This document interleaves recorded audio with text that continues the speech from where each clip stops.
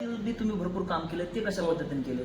मी माझ्या परिसरात म्हणजे काजळवाडी, रुई ते धानोरा आणि खाली जी जाणारी नदी, जळगावचा शिवार काही असेल, जयराम तांड्याचा, पुन्हा बोरगावचा काही शिवार, हा शिवार येतो. तर या दरम्यानचे 11 किलोमीटर नदीचं खोलीकरण आणि रुंदीकरण मी केलंय, ज्याच्यामधून मी 1 रुपयाही प्रशासनाचा घेतला नाही. बरोबर. नाम फाउंडेशननी मला एक त्या ठिकाणी 10-12 पोकलँड नाम फाउंडेशनने दिल्या, सिद्धविनायक ट्रस्टनी काही दिल्या आणि 35 लाख रुपये ह्या सगळ्या प्रक्रियेला डिझेल लागलं. त्यामध्ये माझ्या गावाने 10 लाख रुपये कॉन्ट्रिब्युशन दिलं आणि ग्लोबल एनजीओ जे मयंक गांधीचं जे ग्लोबल एनजीओ आहे त्यांनी माझं काम पाहून मला तिथं 25 लाख मदत केली.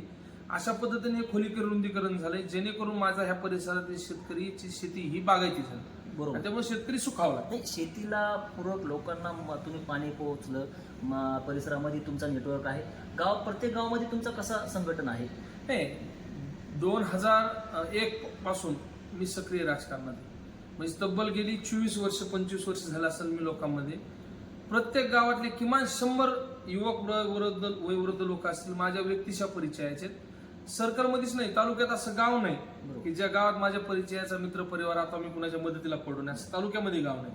आणि राहिला विषय आमच्या पारडसिंगी सर्कलचा, या गटाचा, तर या गटामधल्या प्रत्येक वाडी वस्ती तांड्यावरती प्रत्येक गावावरती मला माझ्यावर प्रेम करणारे माझा मित्रवर्ग आहे आणि मी कुणाच्या नाही कुणाच्या कुठल्या कामाला पडलेलो आहे. त्यामुळे माझा सर्वांचा संपर्क, मला त्याचं काय असं वाटतं. बरोबर आहे. कारण मतदारांचा बघितला आपण की वाढदिवसाचा वेगळ्या पद्धतीने झाला की डायरेक्ट तुम्हाला जिल्हा परिषदेच्या भावी शुभेच्छा दिल्यात नागरिकांनी, शेतकऱ्यापर्यंत पोहोचलात तुम्ही.